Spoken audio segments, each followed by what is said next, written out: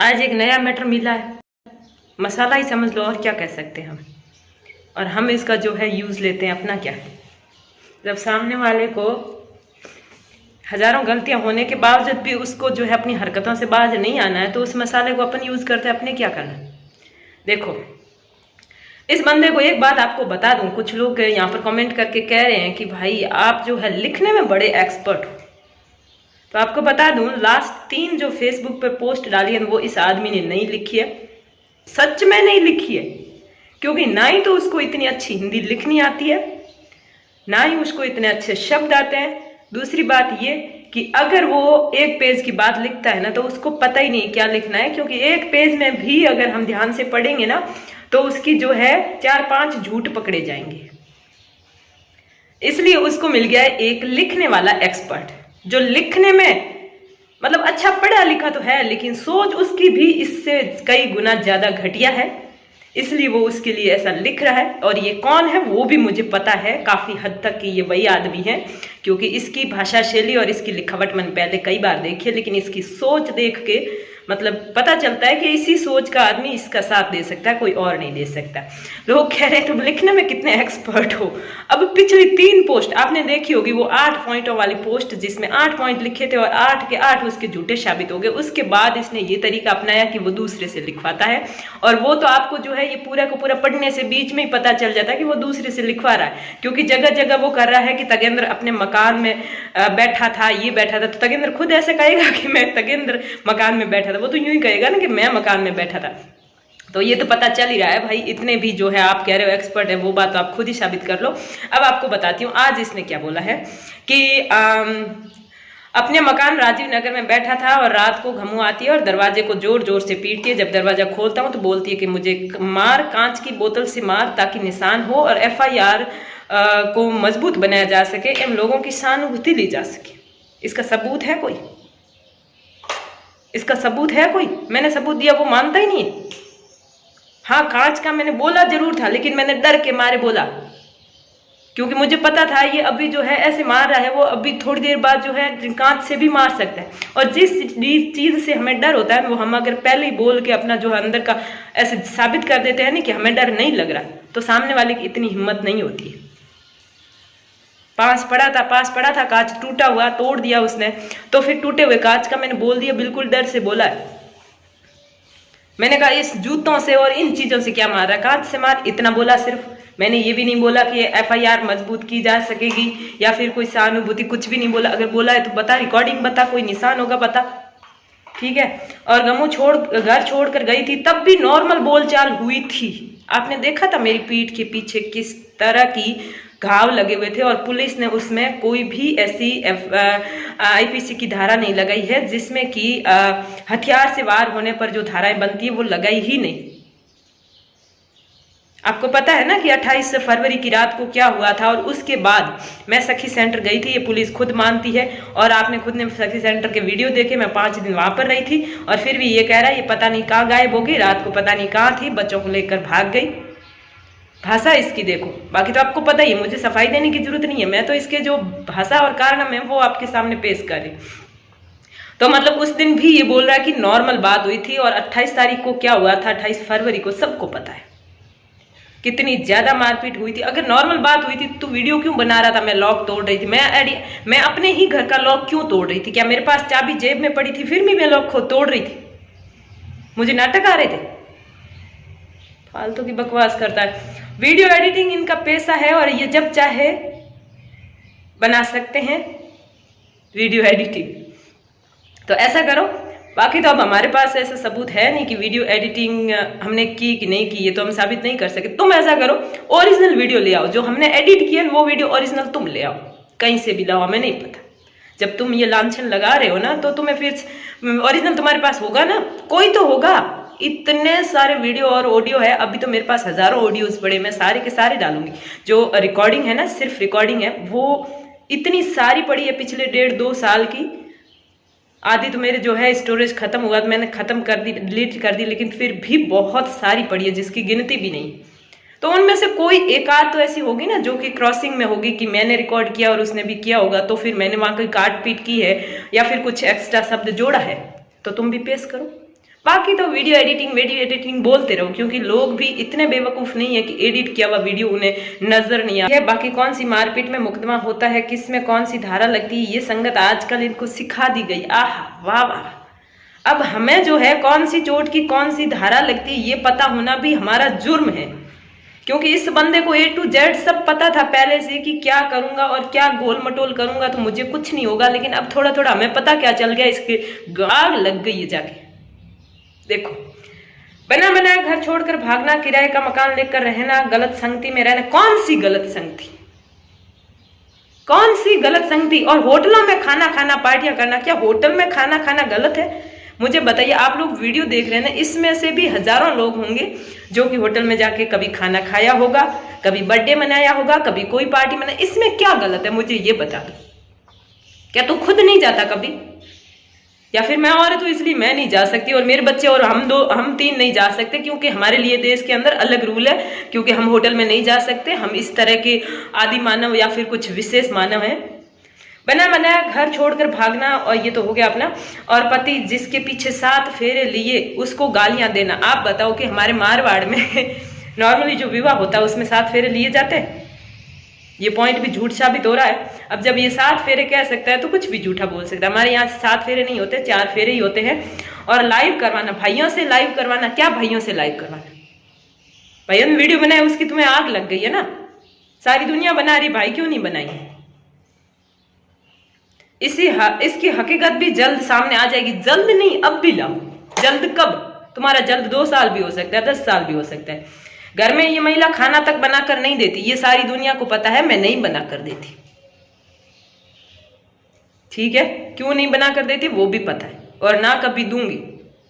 ये जो खाना बनाने का रोना है ना, ये तो पिछले 1.5 साल से हर इंसान के सामने और हर जगह रो रहा है, और ये रोना ही मुझे थोड़ी बहुत संतुष्टि देता है।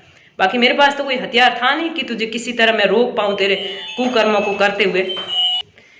एक आदमी अपने सारे जुर्म, अपने सारे हथियार आजमा लेता है, गालियां देता है, बदचलन बोलता है, बेइज्जती करता है, जलील करता है लोगों के बीच, मार्केट के बीच, कहीं। तो मतलब एक आदमी अपनी 16 साल की लाइफ में हर तरह की घटिया हरकतें कर लेता है, और उसके बदले में मेरे पास एक ही हथियार था कि मैं इसको रोटी बना के नहीं दूं, वो भी सिर्फ लास्ट 1 साल से। तो उसको मतलब वो सबसे बड़ा जुर्म लग गया मेरा। मतलब लोग भी कुछ इसके सोच के ना, वो लोग भी यही चाहते हैं कि तो रोटी बना के नहीं देती, इसका मतलब तेरी सबसे बड़ी गलती। और इसने भले हजारों जुर्म किए हैं, हजारों गलतियां की है, धूड़ खाई है, इतने घटिया घटिया हरकतें की है, उसका कुछ जो तुम्हें नजदीक से जानते हैं ना, 5 या 10 लोग दारूड़िए, वो भी वो दारूड़िए हैं। बाकी अगर तो ये फेसबुक पर पोस्ट डालता है और उस 100 में से 90 गलत क्यों होते हैं और सिर्फ 10 ही तेरे सपोर्ट में क्यों होते हैं? मैंने अगर पढ़ाया लिखाया नहीं होता तो उसके भाई को भी मैंने घर में रखा और पढ़ाया लिखाया। मैंने अगर हेल्प नहीं की होती तो आज वो कम ठेके काम कर रहा होता। इंस्टाग्राम और यूट्यूब उसे याद भी नहीं आता।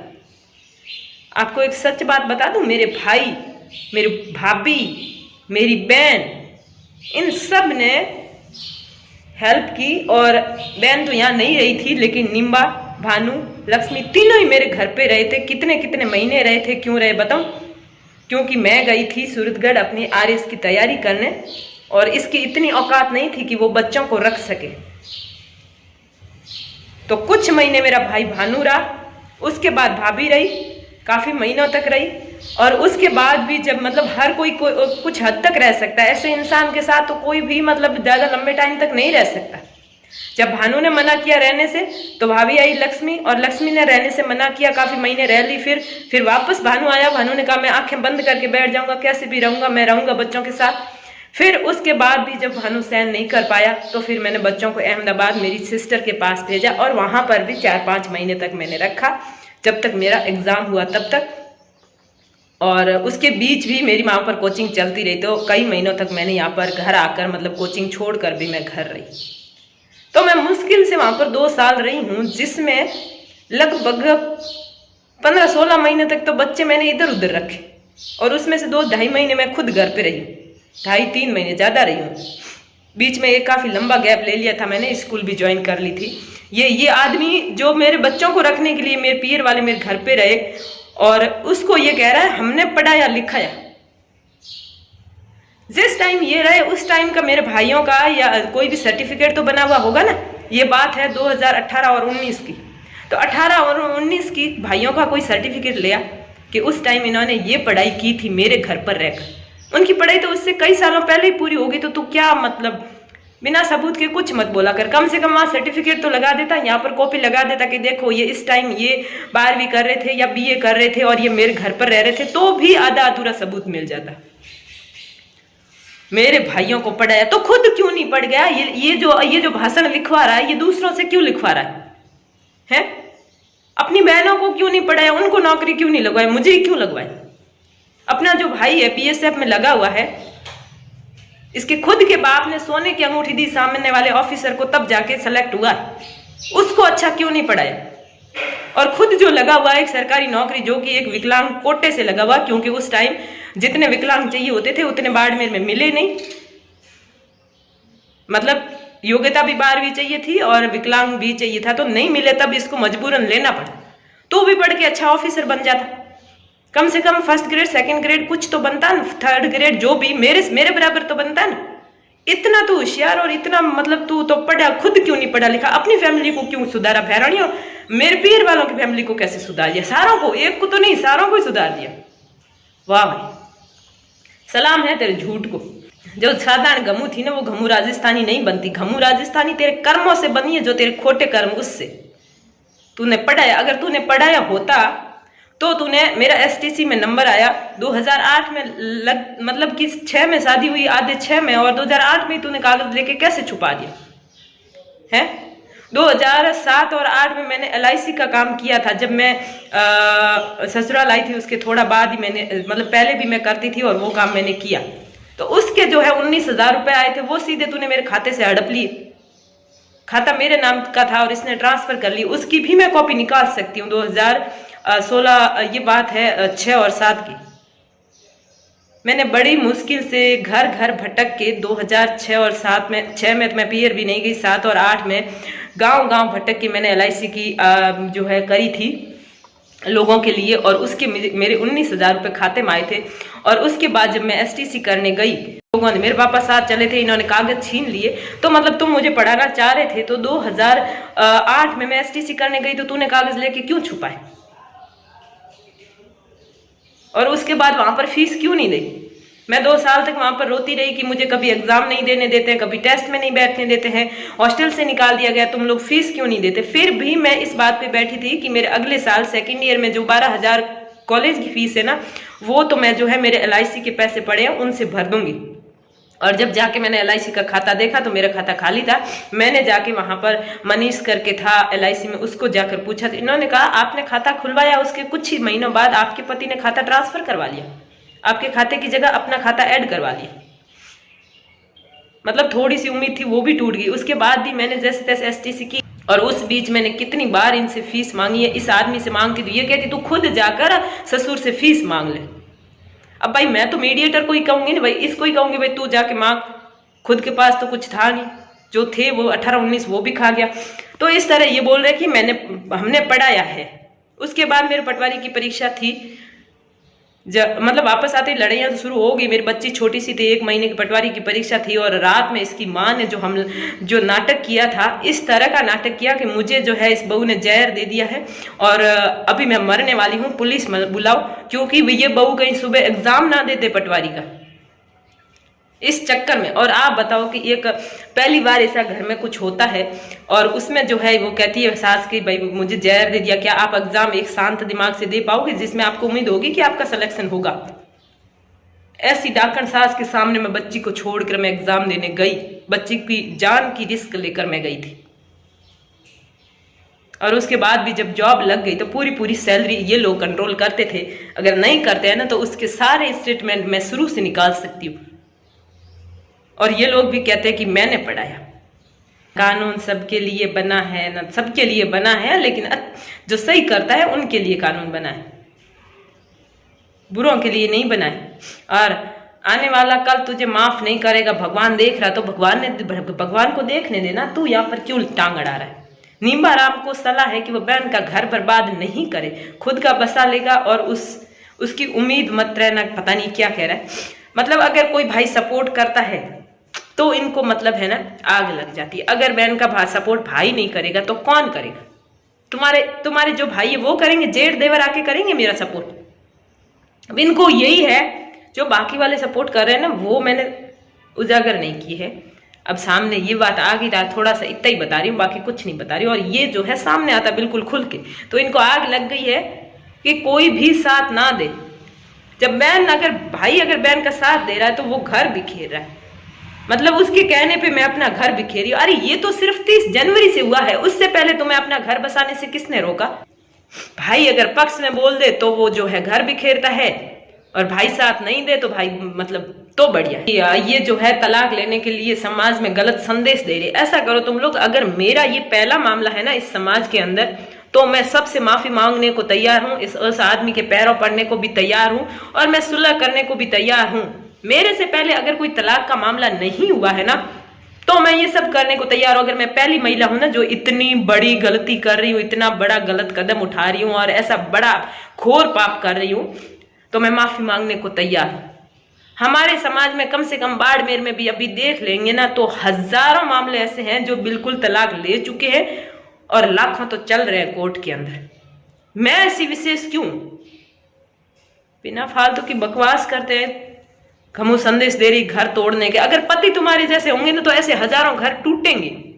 मतलब इनका एक ही मकसद है कि भले कुछ भी करें हम, हमारी कितनी ही घटिया हरकतें हो, तुम लोग कुछ नहीं बोल सकते, ना तुम कोर्ट में केस कर सकते हो, ना तुम तलाक ले सकते हो, तुम कुछ भी नहीं कर सकते हो। ये इनकी सोच है। ये मतलब वीडियो चढ़ा है, लास्ट मैंने कहा अगर पैर ना उथल के ओढ़ लेते हो तो फिर मतलब बाकी का क्या सोचना। जब सामने वाले ऐसे मिल जाते हैं तो इतना सा काट के क्यों बताया? मैंने पूरी बात बताई, वो पूरा वीडियो पूरा लिंक ठोको ना।